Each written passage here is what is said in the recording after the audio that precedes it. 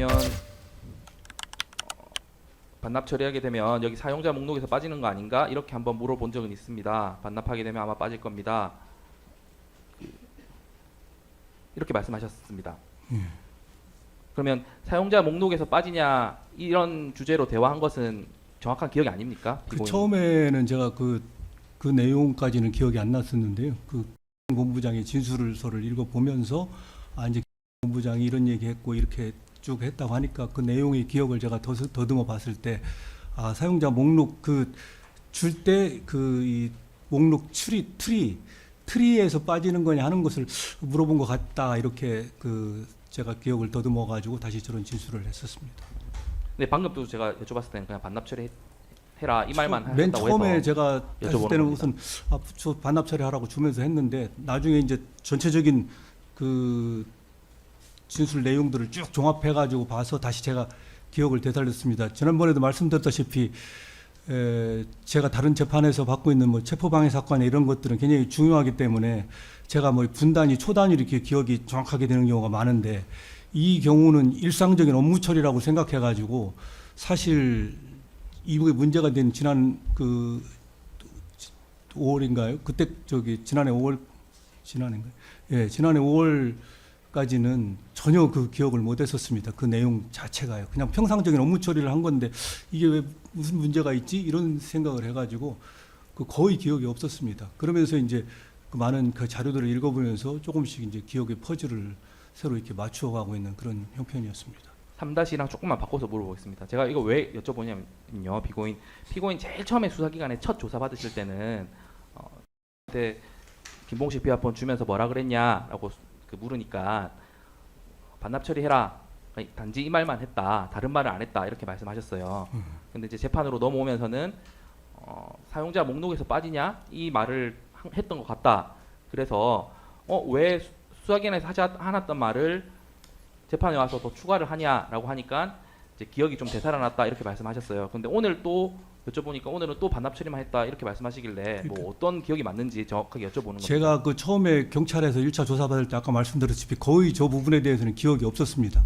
그래가지고 큰 이 절차 외에는 세부적인 디테일한 내용들은 거의 진술을 못했습니다. 생각나지도 않았고 그 내용에 대해서 이 기억이 떠오르지도 않았습니다. 그렇지만은 수천 페이지의 나중에 이제 그 진술서를 기소가 된 이후에 진술서를 전부 그 실무자 직원들의 진술서를 읽어보면서 제가 그때 한 기억을 조금씩 이렇게 떠올리면서 추가적으로 이렇게 말씀을 드렸습니다.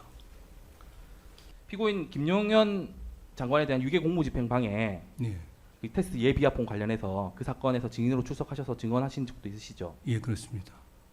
그때서 증언하시기에는 테스트 예비합본에 대해서는 정식 보고받은 것이 아무것도 없고 그 비합본의 존재 자체를 처장 퇴임 후에 언론 보도를 통해서 처음 알았다 이렇게 증언하셨어요. 예. 기억나십니까? 그때 어쨌든 정확한 기억은 안 나지만은 저 때는 이제 본부장의 그 진술서를 읽어보기 전이었습니다. 그러니까 제가 기소되기 전이어가지고 그 당시까지는 저에 대한 그 기억을 거의 하지를 못했었습니다. 그래서 저렇게 진술한 걸로 이렇게 기억이 됩니다. 저 때는 저 때 증인으로 나가서 증언하실 때는 저 기억으로 예, 그렇습니다. 맞는데 최근에 그 후에 제가 12월달에 기소가 됐고요. 그 기소가 되면서 이제 그 다른 어떤 실무자들의 모든 진술서를 읽어보면서 이제 진술서와 그 사람들이 그 수첩에 기록한 내용들을 확인하고 보면서 제가 다시 기억을 떠올렸습니다. 아니 저 증인심 하실 때 이미 저 테스트의 비합본이 노상원 사용이고 문제가 되고 있는 것이라는 걸 알는 상태에서 증언하셨을 텐데 그 과정을 본인께서 저 증언하실 때 분명히 그 당시 내게 어떻게 지금 불출되었고 어떻게 보고했는지를 생각하고 갈 수밖에 없는데 그것이 그 당시엔 생각나지 않다가 그 이후에 관련자들이 어떻게 진술했는지를 확인한 다음에서야 생각이 났단 말씀이세요? 검사님께서 수사 그 과정을 통해서 다 이렇게 읽어보셨겠지만 저 김용현 장관에게 추가로 비합본이 지급되는 과정 그리고 중간에 교체되는 과정 그 서로 간의 어떤 불출 그 과정에서도 저한테 일체 그 김성훈이나 전부 보고를 하지 않기로 저를 솔직히 말씀드리면 저를 속이기로 둘이 결의를 하고서 전부 불출을 해준 것던 겁니다. 그러다가 나중에 이제 문제가 되니까 저한테 와서 이제 회수가 안 되고 문제가 크게 될 것 같으니까 그때 와서 사실은 그 아마 김용현 장관한테 이렇게 그 불출됐는데 회수가 안 되고 있다는 것을 나중에 이제 저한테 보고했다고 이렇게 수첩에 적었는데, 그렇기 때문에 저는 그 과정이 처음부터 제가 불출되는 과정부터 관여했다면은 전체적으로 정확하게 그 기억을 할 수 있는데요. 그런 과정이 없었기 때문에 그냥 나중에 회수하라겠다는 한마디 제가 한 거밖에 없기 때문에 그 당시에 그 진술서 전체를 읽어보기 전에는 정확한 저런 기억을 하기가 어려웠습니다. 그러면 진술 관련인들의 증언이나 증거가 없는 피고인의 진술은 어떻게 믿어야 되는 겁니까? 아까 말씀드렸다시피 제가 다른 사건으로도 많은 수사를 받고 있었고 또 계속 저 당시에는 대통령 재판부터 시작해가지고 증인으로 계속 불려다니고 그래서 여러 가지 사건들이 제 머릿속에 이렇게 막 혼합되어 있어서 하나하나를 정확하게 이렇게 시간대별로 그리고 그 내용의 정확한 디테일을 기억하는 것은 사실 전체 다른 직원들이나 실무자들의 진술서를 보면서 정리가 되기 시작한 겁니다. 8-6항 조금 바꿔 묻겠습니다. 그러면은 저기 증언하셨을 때 2025년 12월 기준에서는 네, 테스트 예 개정은 언론 보고 처음 알았다는 게 저때 기억이었는데 예.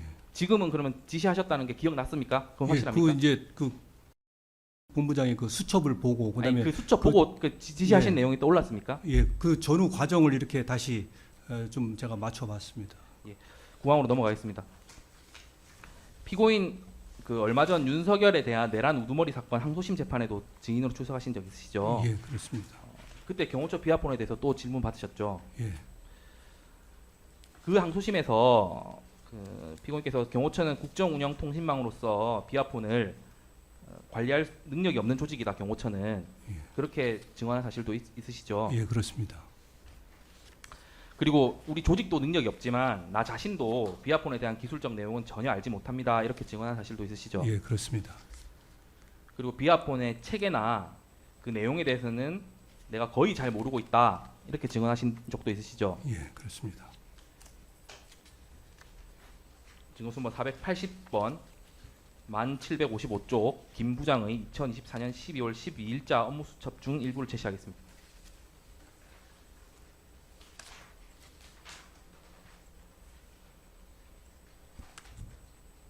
지금 김 부장 업무수첩 제시했습니다.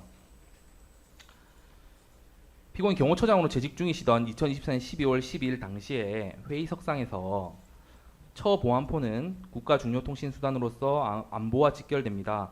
보안폰 한 대라도 제출 시 전체 보안 체계가 무너질 우려가 있으니 이에 사용기관께서는 압수수색 보안폰 제출 요구 시 배부기관 경호처에 사전 문의하여야 하며 경호처는 제출 불가임을 알려드립니다. 이 내용으로 외부기관 비합폰 사용자들에게 수사기관 비합폰 압수에 절대 응하지 말라는 취지의 경호처 입장 전파하도록 지시하신 사실 있으시죠? 그 제가 정확히 뭐 어떻게 제가 워딩을 해가지고 했는지 정확히 기억은 나지 않습니다만은 제가 실무자들로 보고받고서 각 부처에서 이제 수사기관에서 각 부처별로 비화폰에 대해서 전부 이제 임의 제출하라는 뭐 이런 요구가 많은데 그 경우에 어떻게 해야 되느냐 이렇게 저한테 보고가 들어와서 일반적으로 각 기관에서 임의로 그걸 제출하지 말고 저기서 한 대가 나가게 되면 비화폰의 구조나 성능이나 이런 모든 게 어디 나갔을 때 그 외국으로도 해외까지 전부 그게 노출이 될 수 있기 때문에 함부로 나가는 것은 안 되고 적어도 경호처하고 상의해가지고 경호처의 통제 하에서 대응하라 하는 그런 취지 그런 뜻이었습니다. 네, 지금 수첩 보면 뭐 별표 2개까지 쳐서 경호처장이 직접 말씀하신 거 그대로 받아 적은 것으로 보입니다. 이런 취지의 말을 지시는 하신 적은 있으시죠? 전체적으로 저는 그 뜻은 맞는 것 같습니다. 네, 비공 아까 말씀하신 게 경호처가 비화폰 관리할 역량도 안 되고 스스로도 비화폰에 대한 기술적 내용 전혀 알지 못한다고 증언도 하셨는데 그럼 어떤 기술적 판단을 근거로 보안폰 한 대라도 제출되면 전체 보안 체계가 무너진다고 판단하셨습니까?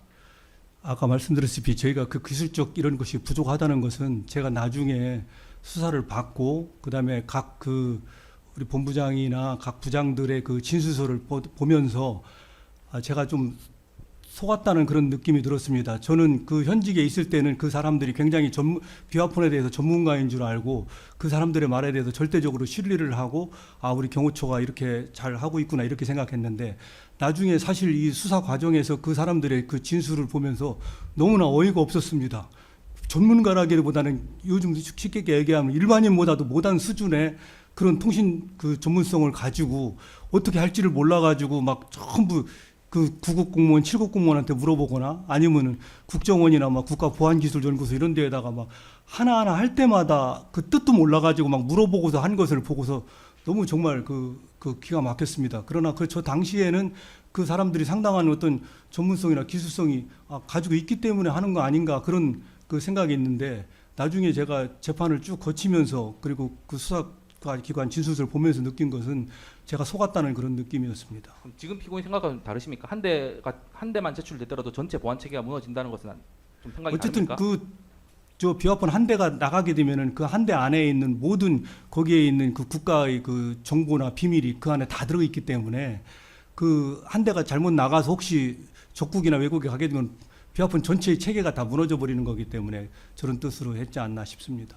예. 근데 지금 이 상황은 비상계엄 수습 상황이라는 되게 특수한 상황이었습니다. 그 경호처 비화폰 외부 이용자들이 비상계엄 수습 그리고 진상 규명 이런 국면에서 뭐 자발적 의사에 따라서 제한된 목적하에 비화폰 수사기관에 재공할 수도 있는 거 아닌가요? 이미 뭐 전후해가지고 제 기억으로는 여러 대가 이미 제출됐고 아마 그 수사기관에는 이렇게 나간 것으로 알고 있는데요. 그 전체적인 그 당시 상황을 제가 지금 정확하게 뭐라고 말씀드리기는 좀 어렵습니다.